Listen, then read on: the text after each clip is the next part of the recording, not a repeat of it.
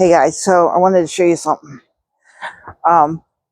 Here's the porch that is by my apartment, and I gave these kids this 6 foot by 4 foot whiteboard, and look what they wrote on there for me.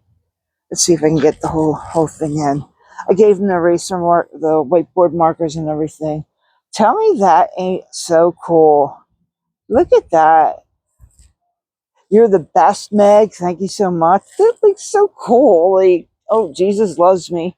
Like, I don't know. I just put it out here and just all the little kids in the neighborhood can just play with it. So, I don't know. I thought that was really cool of them to write all that for me.